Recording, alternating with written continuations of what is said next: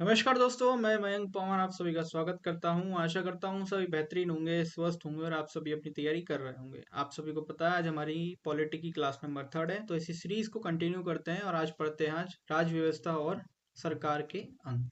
ठीक है दोस्तों, तो शुरू करते हैं। सबसे पहले बात करते हैं लिखित संविधान की। मैंने कुछ चीजें कल की क्लास में भी बताई थी, लेकिन कुछ चीजें रह गई थी, उनको आगे कंसिडर करते हैं।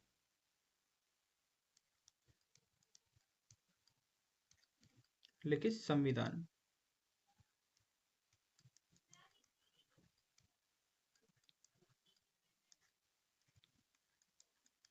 ठीक है, यानी कि रिटन कॉन्स्टिट्यूशन।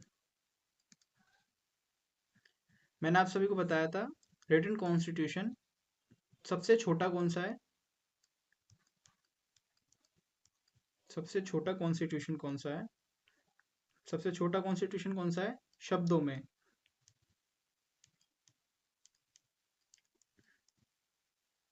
अगर बात की जाए शब्दों की, तो वो है मोनाको का। ठीक है, और कितने शब्द बताए थे इसके? आप बोलेंगे भैया 3814 शब्द बताए थे आपने।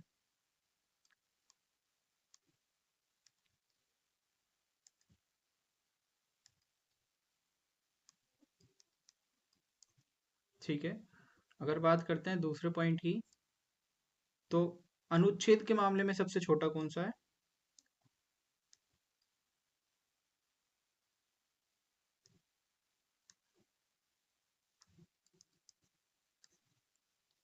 अनुच्छेद के मामले में सबसे छोटा किसका है? वो है अमेरिका का, यानी यूनाइटेड स्टेट ऑफ अमेरिका। उसमें कितने आर्टिकल्स बताए थे आप सभी को? उसमें है 07 आर्टिकल्स। ठीक है, अब बात करते हैं हमारे भारत की, यानी कि सबसे बड़ा संविधान कौन सा है हमारे भारत का? सबसे बड़ा संविधान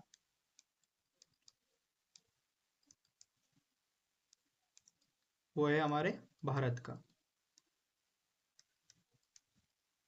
ठीक है, शब्दों के आधार पर भी और आर्टिकल्स के आधार पर भी। तो इसमें कुल शब्द कितने हैं?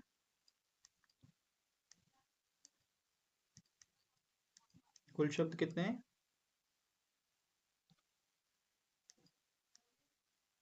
1,17,359 शब्द हैं। ठीक है, और अगर आर्टिकल्स की बात की जाए, कुल अनुच्छेद कितने हैं?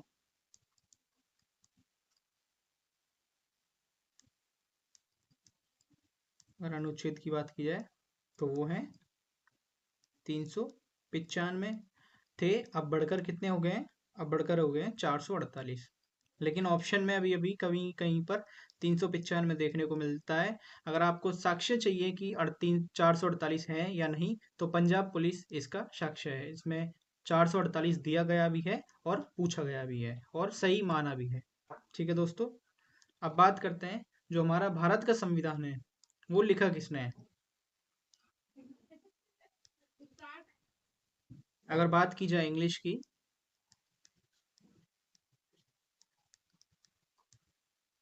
तो इंग्लिश में किसने लिखा है इसको? प्रेम बिहारी जी ने। प्रेम बिहारी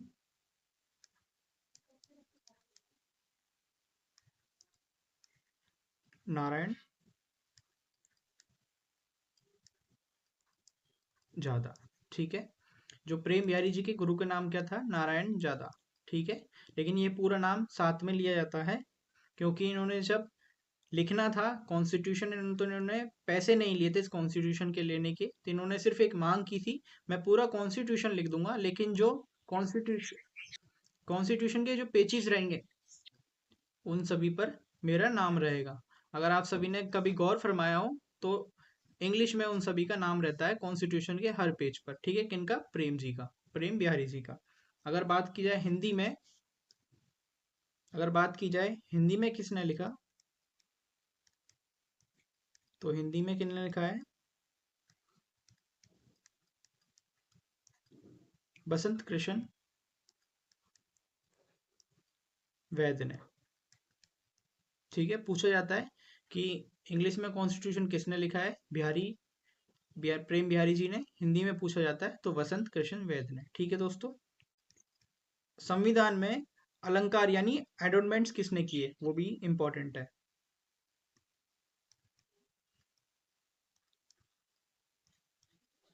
संविधान पर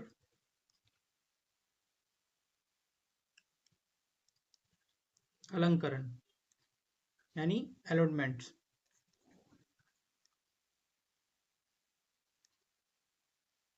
यानी सजाया किसने है?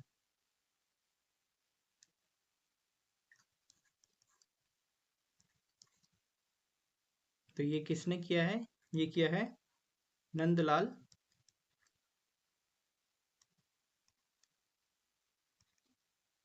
बोस ने। ठीक है, नंदलाल बोस ने। और किसने साथ में? राम मनोहर सिंह ने।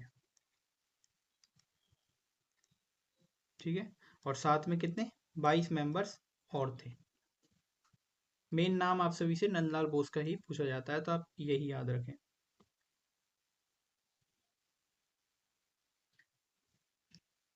नंदलाल बोस ने अपनी शिक्षा कहाँ से प्राप्त की थी? तो ये की थी शांति निकेतन से। शांति निकेतन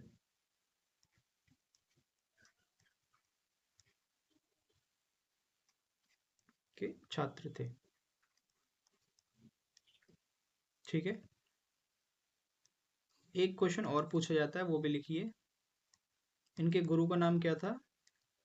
नंदलाल बोस के गुरु के नाम था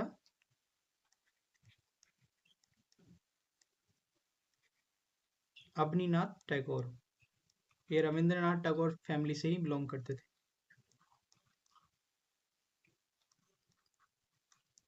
और इनका क्वेश्चन कैसे पूछा जाता है वो देखिए। इन्होंने एक पेंटिंग बनाई थी, वो काफी फेमस है, इस वजह से वो पूछी जाती है।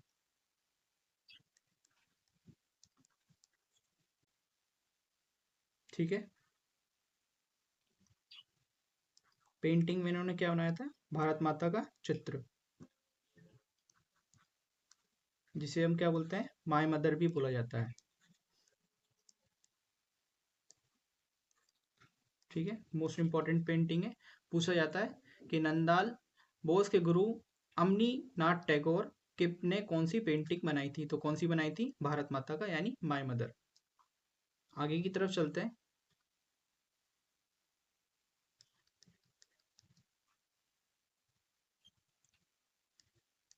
अगली हेडिंग डालिए, संविधान सरकार के अंग, सरकार के अंगों की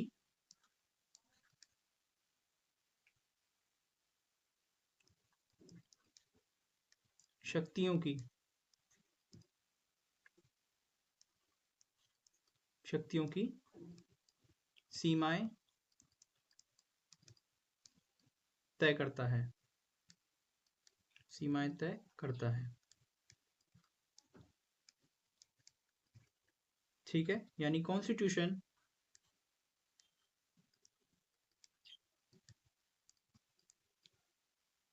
सेट्स द लिमिट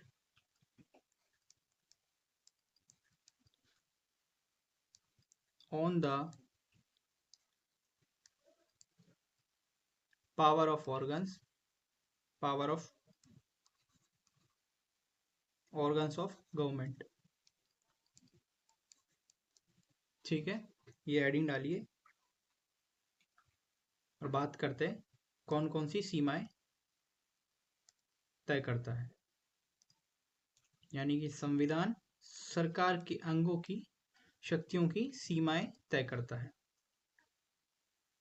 ऑर्गन्स कौन कौन से, यानी कितने पार्ट्स में डिवाइडेड है हमारी सरकार?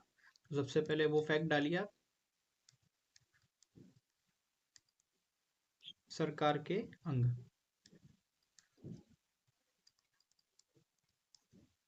यानी कि ऑर्गन्स ऑफ गवर्नमेंट,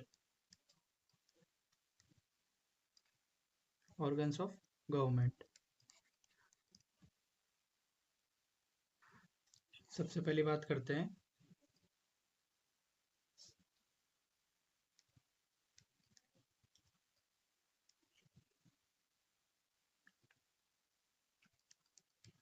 विधायिका यानी कि लेगिस्लेचर।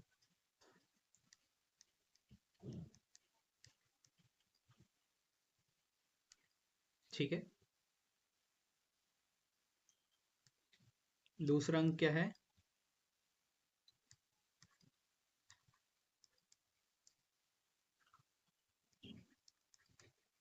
कार्यपालिका यानी कि एग्जीक्यूटिव।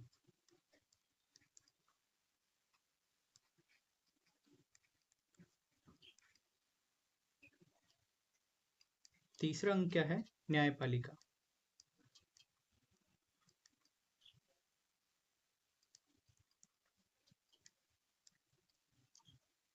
यानी कि जुडिशरी।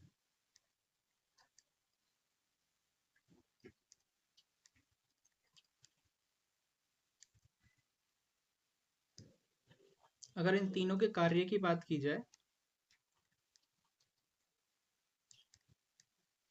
अगर इन तीनों के कार्य की बात की जाए तो विधायिका क्या करता है? विधि का निर्माण करता है,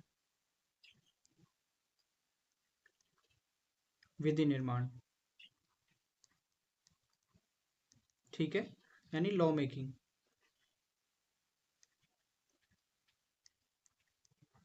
अगर बात की जाए कार्यपालिका यानी एग्जीक्यूटिव की, तो वो क्या करता है? वो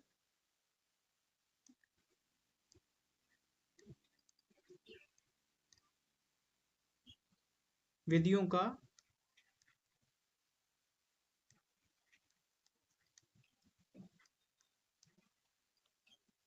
क्रियान्वयन करता है, यानी कि उनको अप्लाई कराता है। Executive of laws.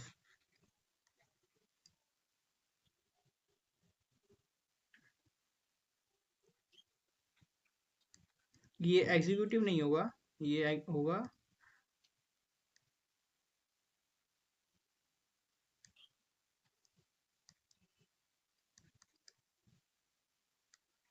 Execution of law. ठीक है। अगर बात की जाए न्यायपालिका की, तो वो न्याय दिलाता है, यानी कानूनों का व्याख्या करता है।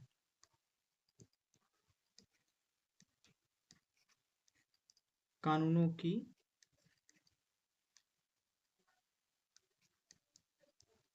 व्याख्या या फिर न्याय प्रदान करता है, आप ये भी लिख सकते हैं।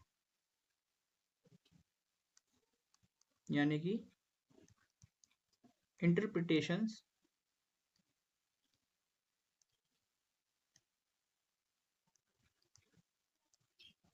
Interpretations of loss. और जो हमने इनका विभाजन किया है वो किस आधार पर किया है, पूछा जाता है।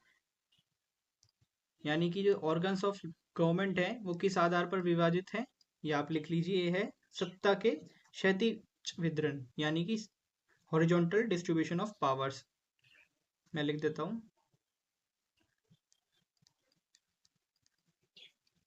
सत्ता का क्षैतिज वितरण, क्षैतिज वितरण। इंग्लिश में लिख लीजिएगा आप, हॉरिजॉन्टल डिस्ट्रीब्यूशंस ऑफ पावर्स। थोड़ा स्पेस नहीं है, चलो यहाँ पे लिख देता हूँ एक बार।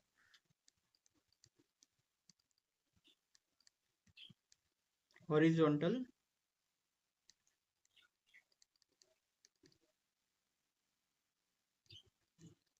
Distribution of powers. ठीक है, आगे की तरफ चलते हैं। अब बात करते हैं इनके तहत किन किन चीजों का गठन हुआ है। सबसे पहला फैक्ट डाल लीजिए आप,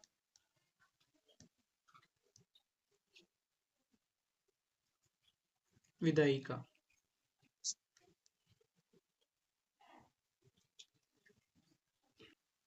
यानी कि लेगिस्लेचर।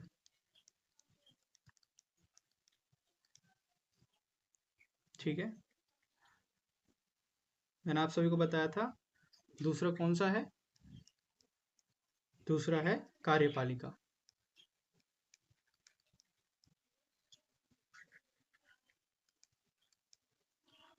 कार्यपालिका यानी एग्जीक्यूटिव, और तीसरा है न्यायपालिका।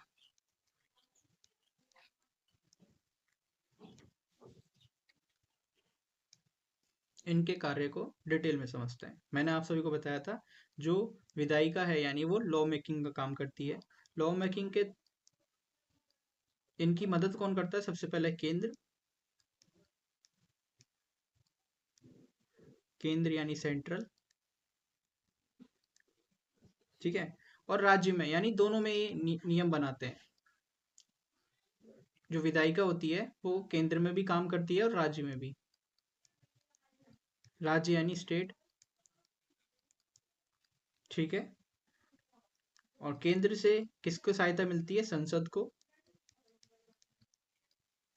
संसद, वो आर्टिकल नंबर किस में है? वो है हमारा 179 में, ठीक है। और संसद के बाद कौन आता है? वो आती है राज्यसभा।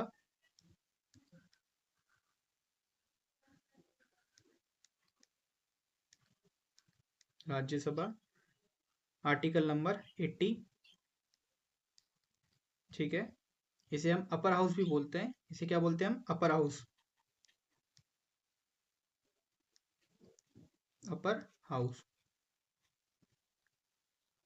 और इसके बाद आता है लोकसभा।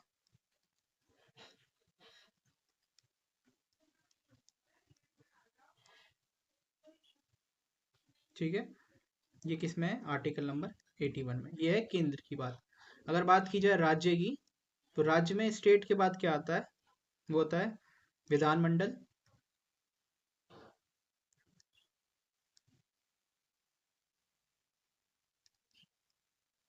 विधानमंडल आर्टिकल नंबर किस में है? आर्टिकल नंबर है 168 में, ठीक है। विधानमंडल के बाद आता है विधान परिषद।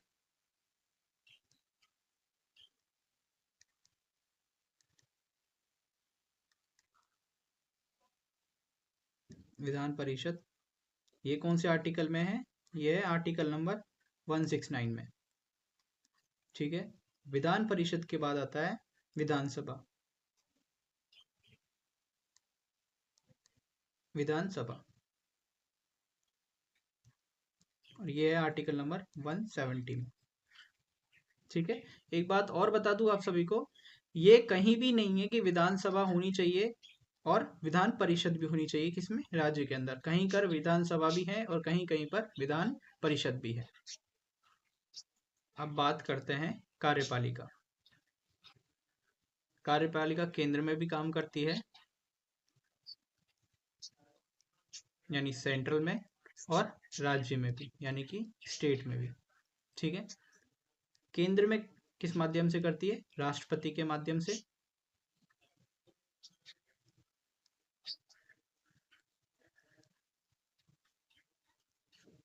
राष्ट्रपति, ठीक है। और ये उसके बाद आता है उपराष्ट्रपति।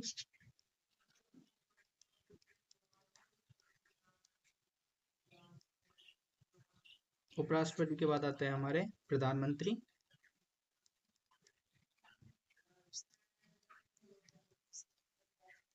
और प्रधानमंत्री के बाद आते हैं मंत्री परिषद।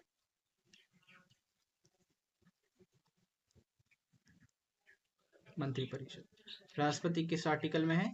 तो आर्टिकल नंबर 152, नहीं, आर्टिकल नंबर 52 में, सॉरी माफ कीजिएगा, 52 में। उपराष्ट्रपति हैं 63 में। प्रधानमंत्री हैं 75 के पार्ट नंबर 1 में। और वो मंत्री परिषद है 70 आर्टिकल नंबर 4 में, यानी 74 में। और राज्य की बात की जाए तो सबसे बड़ा कौन होता है? राज्यपाल।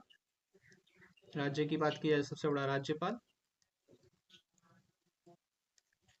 ठीक है। राज्यपाल के बाद मुख्यमंत्री,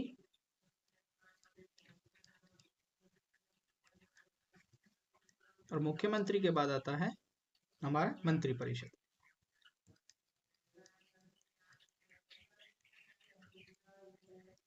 तो राज्यपाल आर्टिकल नंबर किस में है? आर्टिकल नंबर है 153 में। ठीक है। मुख्यमंत्री की बात की जाए तो वो है 164 में, और मंत्री परिषद है आर्टिकल नंबर 163 में। ठीक है। अब बात करते हैं न्यायपालिका की। न्यायपालिका सिर्फ और सिर्फ केंद्र और राज्य में मिलकर काम करती है। ठीक है। इसमें से सबसे बड़ा सर्वोच्च न्यायालय कौन सा है? यानी सुप्रीम कोर्ट है सबसे बड़ा।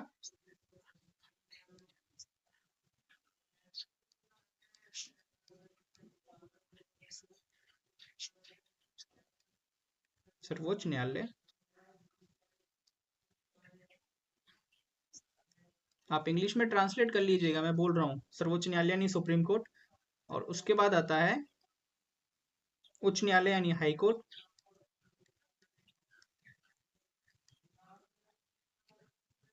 उच्च न्यायालय यानी कि हाई कोर्ट, और हाई कोर्ट के बाद आता है जिला न्यायालय, जिला न्यायालय यानी डिस्ट्रिक्ट कोर्ट, जिला न्यायालय। सुप्रीम कोर्ट आर्टिकल नंबर किस में? 124 में। और हाई कोर्ट किस में? आर्टिकल नंबर 214 में, माफ कीजिए। और जिला परिषद है यानी डिस्ट्रिक्ट कोर्ट, वो किस में है? आर्टिकल नंबर 233 में। यानी कि अब आप समझ चुके होंगे विधायिका यानी लेजिस्लेचर, कार्यपालिका यानी एग्जीक्यूटिव, और न्यायपालिका यानी जुडिशरी, तीनों के अंतर्गत किस माध्यम से सहायता मिलती है। यानी सबसे बड़ा केंद्र में कौन होता है? संसद, विधायिकी में। और राज्य की बात की जाए तो विधानमंडल। कार्यपालिका की बात की जाए सबसे बड़ा राष्ट्रपति केंद्र में, और राज्य की बात की जाए तो राज्यपाल। अगर न्यायपालिका की बात की जाए तो सबसे बड़ा सर्वोच्च न्यायालय होता है, नहीं सुप्रीम कोर्ट। आगे की तरफ चलते हैं और समझते हैं राज व्यवस्था को। अब तक हमने संविधान की बात चल रही थी, अब बात करते हैं हम राज व्यवस्था की।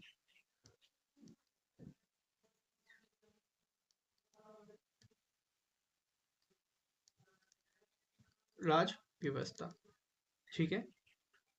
मैंने आप सभी को इसकी परिभाषा क्या बताई थी? यानी राज्य, ये राज्य आपका यूपी, बिहार, राजस्थान नहीं, हमारी बात हो रही है अब तक नेशन से। नेशन प्लस व्यवस्था, ठीक है। और व्यवस्था की, राज व्यवस्था की आपको मैंने डेफिनेशन बताई थी, संचालन का तरीका, यानी किनका? संविधान को व्यवहार में लाना, उसी को बोलते हैं राज व्यवस्था। तो इसको बोलते हैं हम संचालन का तरीका, ठीक है। यानी एडमिनिस्ट्रेशंस,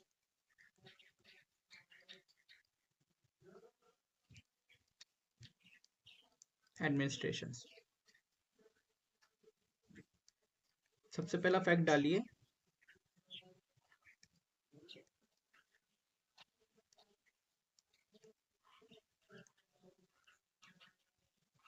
राज व्यवस्था के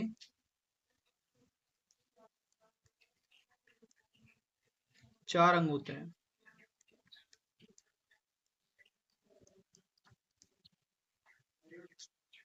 अब राज्य व्यवस्था चलाने के लिए 4 अंग माने गए हैं, कौन कौन से?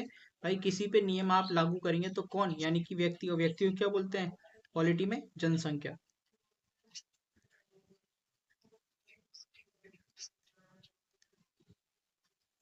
जनसंख्या।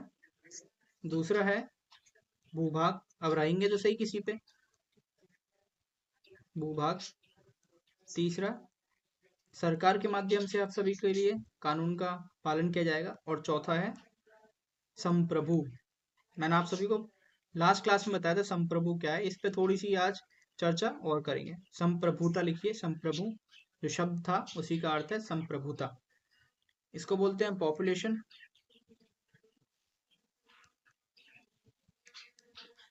इसको बोलते हैं लैंड, यानी कि टेरिटरी कह लीजिए आप चाहे तो।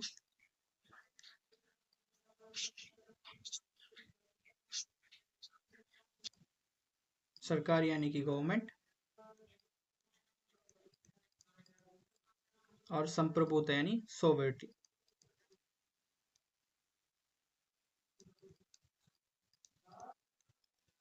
सॉवरेनिटी। ठीक है, आगे की तरफ चलते हैं। और संप्रभु, मैंने आप जो को शब्द बताया था, संप्रभु यानी कि आपको नियम बनाने की शक्ति हो। ठीक है, इसका यही अर्थ होता है। अगर आप सभी को डिटेल में जानना है तो आप लास्ट क्लास देख सकते हैं मेरी, उसमें मैंने आप सभी को डिटेल में बताया है। तो इस शब्द पर डिस्कस करते हैं थोड़ा बहुत। संप्रभु,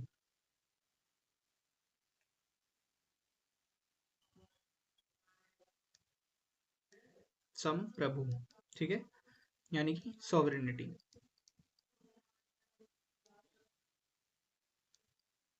सोवरेजिन भी कह लीजिए और सोवरेजिन भी निटी भी कह लीजिए। संप्रभुता, संप्रभु और संप्रभु। ठीक है, ये आपके आंतरिक हो सकते हैं। जैसे कि आप सभी को एग्जांपल के माध्यम से समझाना चाहूँ कि आप सभी के घरेलू फैसले, आप सपोज करिए आपकी मम्मी लेती हैं, तो वो आपकी हैं संप्रभु। ठीक है, यानी आंतरिक। हम हमारे देश की बात करते हैं तो आंतरिक भी हम ले सकते हैं।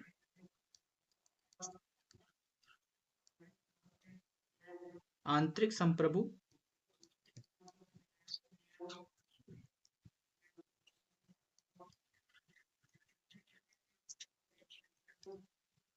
अगर बात की जाए बाहरी संप्रभु,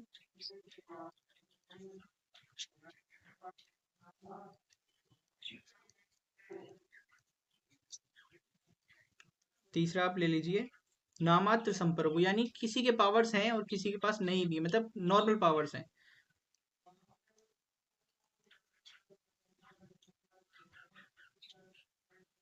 नाम मात्र संप्रभु। और एक और होती है, वो होती है वास्तविक, यानी सच में रियल पावर्स हैं उसके पास।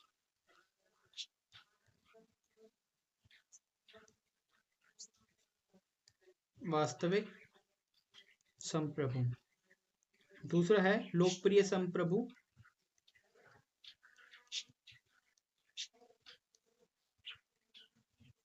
और तीसरा है कानूनी संप्रभु। कानूनी संप्रभु। आंतरिक को बोलते हैं इनर और बाहरी को आउटर। जो नामात्र होती है नॉमिनल, और जो वास्तविक होती है रियल, और जो लोकप्रिय वो पॉपुलर, और जो कानून है वो लीगल संप्रभु। इंग्लिश में ट्रांसलेट कर दिया, आप सभी लिख सकते हैं। यानी कि आंतरिक यानी देश के अंदर, देश के अंदर। बाहरी संप्रभु यानी देश के बाहर। देश के बाहर का अर्थ है कि आप जिसमें शामिल हो। आप ये नहीं कह सकते कि अमेरिका के जो इलेक्शन है वो हमारे मुताबिक हो, आप इसमें दखल अंदाजी नहीं दे सकते। यानी भारत जिसमें शामिल होगा उसमें आप बाहरी संप्रभु यानी भारतीय, बाहरी के द्वारा आप ऑर्डर देना चाहें तो दे सकते हैं। ऑर्डर इन द सेंस आप बातचीत कर सकते हैं बाहरी संप्रभु के अंतर्गत। अगर नामात्र की बात की जाए तो नामात्र कौन है? हमारा प्रेसिडेंट, यानी कि देश का सबसे बड़ा व्यक्ति प्रेसिडेंट है, लेकिन उसके पास पावर्स नहीं है। वास्तविक पावर्स हमारे किसके पास है? वो है पीएम के पास। और लोकप्रिय संप्रभु कौन है? भारत की जनता, भारत की जनता। और कानूनी कौन सा है? संविधान। ठीक है, आज के लिए बस इतना ही रखेंगे। उम्मीद करता हूँ आप सभी को वीडियो काफी अच्छी लगी होगी। वीडियो अच्छी लगी तो वीडियो को लाइक करके चैनल को सब्सक्राइब करना ना भूलें। मिलते हैं अगली वीडियो में। वंदे मातरम, जय हिंद, जय भारत।